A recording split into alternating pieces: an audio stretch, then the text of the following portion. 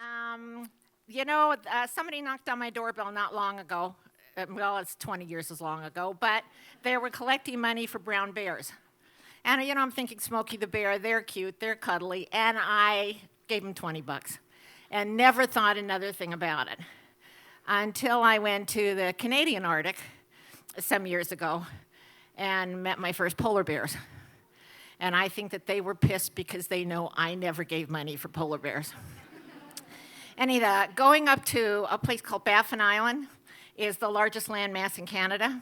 It's almost totally uninhabitable, and it's only Inuits who live there. And guess what? It's not a tourist trap. And somehow our travel agents sent us there. So we are in this non-tourist trap, and as you fly, we flew into Edmonton, and then we flew further north, and the farther north we went, the smaller the planes got. And the back of the plane was filled with fruits and vegetables because they have no trees, they have no way to grow anything on Baffin Island. So all of that food has to be flown in. So we wound up, the last plane we took, there were only 2 seats, it was us. And it's no airport. It's like a little 2-bedroom apartment sitting in the middle of an ice floe. And he put our luggage on the ground and just kicked it, because it just flew across the ice. My fear about going to Baffin Island was that polar bears are the same color as the environment, because everything is ice and everything is snow. There are no cars, there are no roads. A big city on Baffin Island is 200 people in its little village. So I learned early, the first night that we were there, we heard this howling about 2 o'clock in the morning, because these people don't keep dogs as house pets. They anchor them around the village so they would know when bears are there. And these dogs are howling, and you're inside and you're safe, but it doesn't feel safe knowing there's polar bears right outside.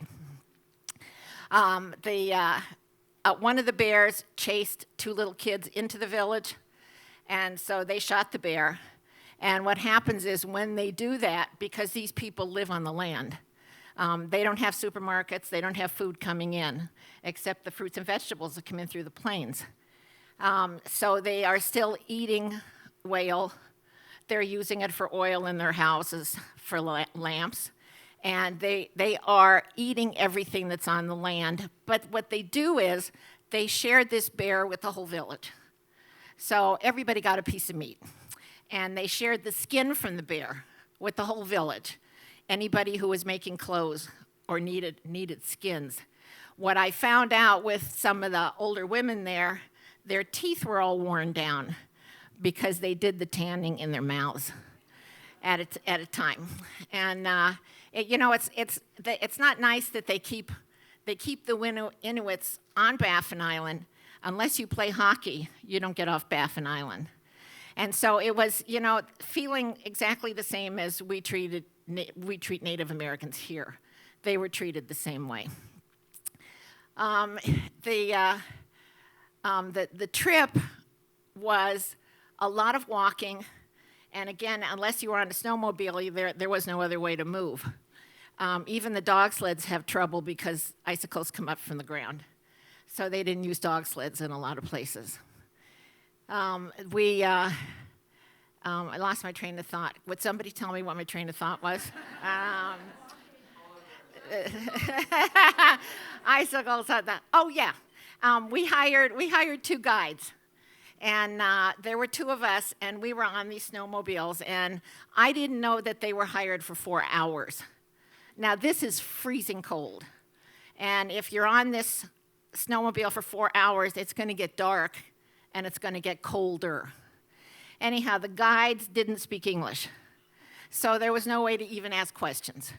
And I had this feeling that, if a bear comes up on us, they're going to take us on the back of the snowmobile first.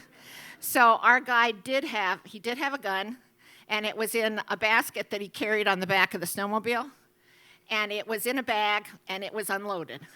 So figuring that this bear is going to be gnawing on me while he gets his gun out and loads it and shoots the bear. Now, when we first landed, and it took me years to realize that this was a joke. When we first landed in this little two-bedroom apartment on the landing strip there was a big sign that says, "What to do if a polar bear is after you." And you're supposed to walk away slowly, taking off one piece of clothes at the time. The bear will stop and smell the clothes, and eventually you are nude. The bear doesn't have to tear through your clothes, and you're dead. But when we first landed, we didn't know it was a joke. Anyway, my grandson's here with me tonight, and I'm taking my family to up to the Alaska for an Alaskan cruise, and because I know that those brown bears are going to remember, I gave them $20.